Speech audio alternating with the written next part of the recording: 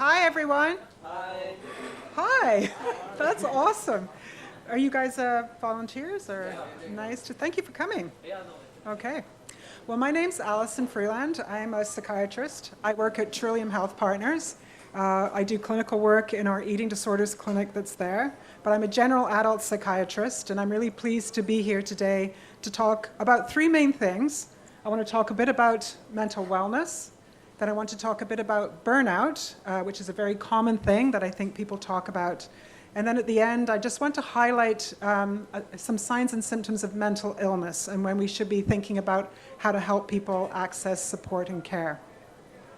So it's always great when we start talking to think a little bit about some definitions. And so the first thing I just want to throw out there for us to consider is, what is health? Has anyone got a great definition for health? When you feel good? That's a good one. Yeah? Anyone else? Take a go. So I think one of the things when we think about health, people kind of focus on health being the absence of physical illness. And in fact, that's only a very tiny part of being healthy. Being healthy is actually about, in a complete way, feeling physically and mentally and socially healthy and complete. And that's what makes us feel healthy overall. And it's important to think about that because in healthcare, a lot of the time we spend a lot of time thinking about physical health and physical symptoms and how do we stay well from that respect. I don't think we spend nearly enough time thinking about how we maintain our mental wellness and what are some of the steps we can do individually to ensure that we are staying as mentally well as possible. So I'm going to run through a few things. My slides are so low tech compared to the previous physicians, but I'm a psychiatrist. We have no equipment in psychiatry. We just do a lot of talking and showing slides and trying to get people to think about themselves. So I've got a list here, and when you look at this list, you're going to say, why does this woman go to school for nearly 10 years to come up with this list? Because it sort of sounds very common sense, right, when you think about these things. But I actually spend a lot of time when I see my patients going through these things because these are actually been shown through research and evidence to be the most foundational things we can do to stay mentally well. The first thing I'm going to talk a bit about is sleep hygiene, which basically means how do you sleep really, really well. And I think one of the number one errors that people make about sleep, and I'm going to ask you to put up your hands if you do this, is you have a really busy week, you're at school, for example, you're studying, you're staying up till 2 at night, you got to get up, 7 o'clock the next morning to get to class on time, and then you think, the weekend's coming up, all I need to do is bank some sleep. I'm going to stay in bed till 1 o'clock in the afternoon and crank up that sleep and get a good 10, 12, 14 hours in, and then I'll be fine. That's actually one of the worst things you can do for sleep hygiene, and I'll tell you why. Our brains learn a certain way of sleeping, and the more that we can do exactly the same thing every night to produce healthy sleep, the better we're going to be from a sleep perspective. And so the number one thing you have to do when you have difficulty sleeping or your sleep feels a bit out of routine is set your alarm clock and get up at the same time every morning, 7 days a week. And don't sleep in on the weekends, because every time you sleep in on the weekend, you're going to stay up late at nighttime, it's going to be harder to get to sleep the next night, and then your sleep begins to deteriorate. And one of the things that we find when we're not sleeping well and we're tossing and turning is that your brain learns that when you're in bed, it can just stay awake, it can think about the exam the next day, it can think about the stresses that you're going to have. It doesn't learn to shut down and kind of condense its activity into sleeping for a good 8 hours. 8 hours is a good amount of sleep to get at nighttime. If we can all aim for 8 hours, that would be awesome. But you've got to work hard to get that practice in to hit 8 hours. Really, really important. The other thing about sleep hygiene that I just want to say is, how many people, when they can't sleep, pick their phones up and start scrolling? Sean Chug, I knew you would put your hand up. And you, Sean Kerr. The Seans. And that is the other very worst thing you can do, because the light that comes off that screen is stimulating your brain, and it's creating a very unhealthy awake period that's going to be even harder to get back to sleep. So you get sucked into a Netflix show, you're doom scrolling on whatever it is you're looking at. Those are the things that are going to continue to keep awake at night.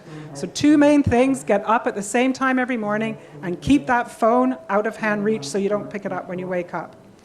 If you do wake up at nighttime and you spend longer than 20 minutes not being able to get back to sleep, don't stay in bed. Get out of bed, try and go to another room, sit quietly, listen to some very calming music, have chamomile tea or some warm milk, stay up for half an hour, and then go back to bed and try again. When you lie in bed tossing and turning, it's again training your brain that it's okay to be awake in bed at nighttime.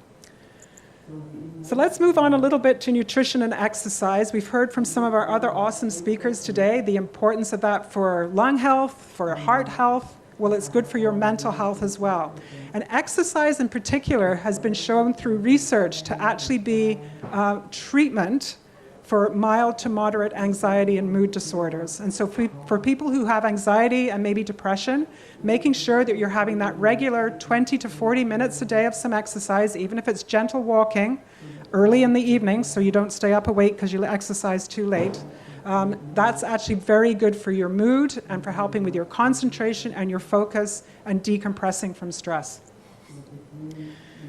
Another thing that's really important to do is actually have check-ins, both with yourself about how are you doing mentally and with friends and family, asking them how they think you're doing as well.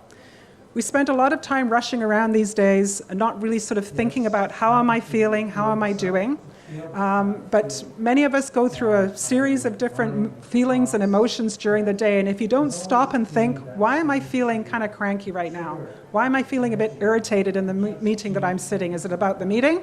Or has it actually got to do with me and how my day's going right now? And so taking a couple of minutes to ask yourself that question, how am I doing? How am I feeling? And is there anything that I can do differently to try and adjust that is a really important thing to do. Make sure that you don't just check in with yourself all the time, though. Ask a really good friend, hey, how do you think I'm doing? Have you noticed anything unusual, or how am I doing in terms of school and stuff? Ask other people to give you some feedback about that. Quiet time is really important as well. Most people can kind of get divided into two things. They can be extroverts. So extroverts are often people who get some energy from seeing friends, doing more activities and being around people. Some people are introverts, and they actually get energized by spending some downtime on their own, doing things that they like to do and feeling quite good with their own company. But in both those situations, all of us just need a little bit of quiet time, even if it's 20, 30 minutes, 3 to 4 times a week, where you just sit with yourself. You're not doing a whole bunch of activities, but you're letting your body and your brain and your feelings decompress a little bit. So making sure that you're doing that regularly has been shown to be very helpful. In addition to quiet time, spending that time with your friends and family, making sure that you're not too busy, running around at work, being part of sports teams, and all the other things that are keep people busy during their weeks. Make sure you're just spending some quality time with friends and family, talking, kicking back, having a bit of fun is really important as well. Scheduled regular vacations are also really important. And vacation time is not time when you just say, for my colleagues, I'm going to go to a conference and be really busy racing around doing that. I can see everyone in the back row thinking that. It's actually, that is not vacation time. Vacation time is when you're not in school, you're not doing work, you're actually taking time away somewhere, doing something that feels good, you're learning, you're being and doing in a different vibe, and that's actually helping your mental health as well. Learning to say no. We all get asked to do a million things these days, and sometimes there's that sense of kind of FOMO. If I don't say yes, I'm going to miss out on the best opportunity of my life.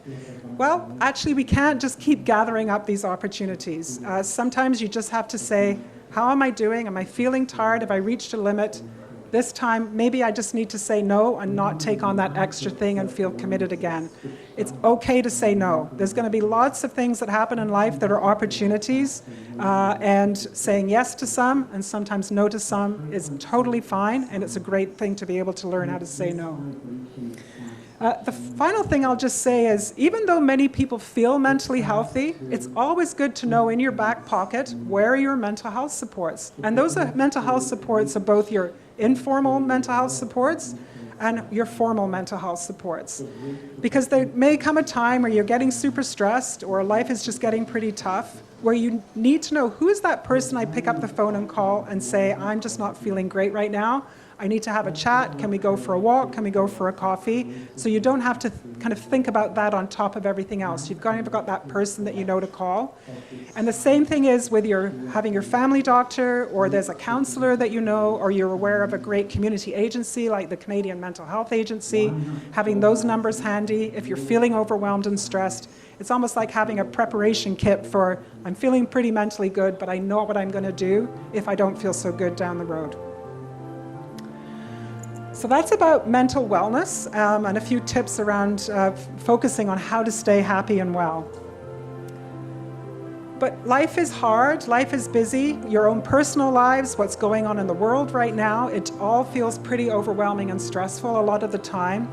And one of the things we know is that repeated exposure to stress or experiencing an intense stressor can lead to burnout for many, many people. So I just wanted to talk a little bit about burnout because it's a word all of us use all the time. You know, I feel burned out, I feel overwhelmed, but what does it really mean? The thing about burnout is it's not actually a mental illness to have burnout, but it's almost like your body and mind starting to throw up some red flags saying, I'm not doing so great and I need to do something about how I'm feeling right now so you don't progress to having a mental illness. And burnout is really, and I'm going to read this here because it's a great definition, it's the physical, emotional, or mental exhaustion which is accompanied by decreased motivation, a lowered performance in what you're doing, and constant negative attitudes towards oneself and others, and it often comes from prolonged or repeated stress. And so it's a feeling that every day you get up, you're kind of feeling, oh, I just don't want to get out of bed, I don't want to go to work, I don't feel like I'm doing a great job at work, everyone at work is kind of annoying me and I don't want to speak to them. You feel tired, you've got headache, you feel tense, feel irritable.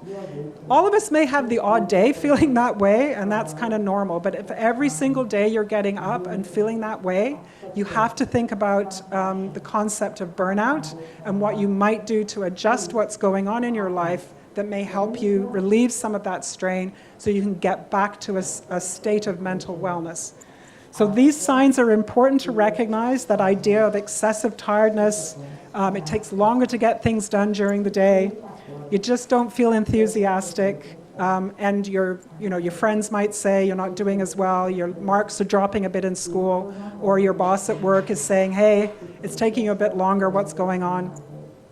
Just feeling that sort of pessimistic view, drained and emotionally overwhelmed, and sleep doesn't relieve that. And often those physical symptoms of headache and tension. So when you feel that way, that's the time when you've got to pull out that number that we talked about before and say, something's going on with me, I need to talk it through, I need to figure out what that stress is in my life, and what do I need to do to feel better.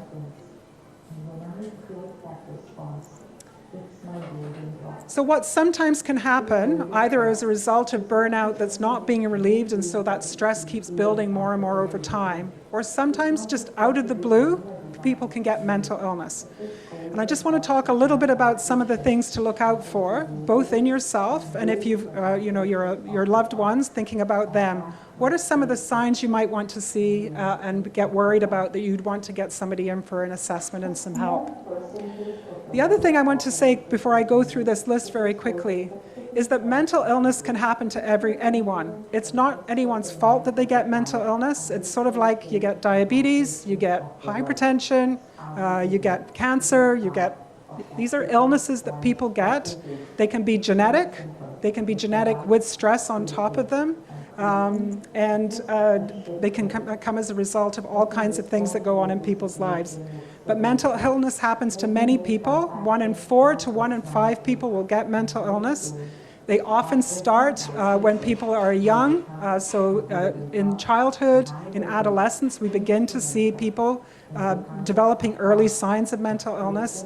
And usually with some of our more severe mental illnesses, by the time somebody's in their late teens and early 20s, we begin to see that manifestation and impact of somebody having a mental illness at that point. So what are some of the things to look out for? The signs I'm going to talk about, again, are not things that happen for one day and then they go away. These are sustained signs that are there for at least a week to 2 weeks for mood disorders, for longer if it's a psychosis. And those are the things that you need to look out for. So for people who get depressed, there's a lot of sort of physical symptoms that we can see. People can have very disturbed sleep. They have difficulty, often they can fall asleep, but they wake up very early in the morning and can't get back to sleep again and feel quite sort of de-energized and stressed and unwell during the day. There's often significant appetite changes, and so people can either completely stop eating, or sometimes people start eating excessively as part of their mental illness.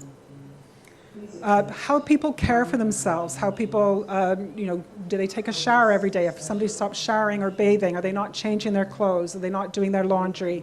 They're not going out to get groceries in order to look after themselves. That sustained change in personal care is something to look out for. Dramatic changes in mood, so somebody's suddenly very depressed, or suddenly they seem very elated all the time and kind of irritable and too on top of the world. You can see both types of mood disorders in mental illness, and looking out for that is also important. A change in functioning, so not doing well in school, not going to school, that's a very common sign we see in adolescence where people might be beginning to struggle with their mental health. Having difficulty at work or not engaging well in social activities or all, in a sustained way are all warning signs as well. And not being able to concentrate or pay attention or having difficulty with logical thoughts are also signs of mental illness as well. People sometimes get worrying signs which include having a start of unusual thoughts, which when they share with you, they just don't seem to make sense. It seems illogical. There may be some paranoia or suspiciousness that doesn't make sense. And sometimes we worry that those can be early signs of a mental illness like psychosis. And in that sort of situation, you might see odd, uncharacteristic behavior, acting strangely, etc. And then finally, sometimes when people are really struggling with their mental health, people will express thoughts of harming themselves, or they may even talk about feeling suspicious of somebody and wanting to harm that person. And in those situations, we really, really worry. We want to ensure that folks that are having that level of symptomatology are seen quickly. If somebody really seems agitated or unwell, that's the time to call 911, pick up the phone, bring somebody to the emergency at the hospital. And we want to really help people try and figure out what's going on to prevent an unfortunate unintended consequence of unrecognized mental illness at that point. So that's a little bit of the tour I wanted to give today about mental wellness and what you can do to stay as mentally well as possible, how to recognize the signs of burnout, which many, many people get, and some of the steps that you can take to intercede there and get back to a state of mental wellness. And then for mental illness, what are the things to look out for and what can you do about that? And so my last slide here is just a couple of resources that I have here. Feel free to take a screenshot if that's of interest to you in terms of the community.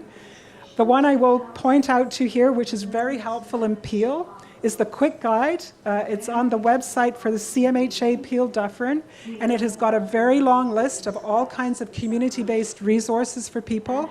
Many of them are self-referral, so if you're worried about yourself or you're worried about your buddy, you can look through those resources and call and find out how you can get somebody connected to some help, which is probably one of the best things that you can do.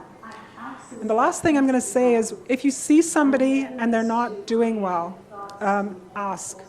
You know, a lot of us get worried about, if I ask, is that going to make them worse? Are they going to get angry with me? If I ask people if they've got thoughts about hurting themselves, am I going to tip them over the edge and they're going to hurt themselves?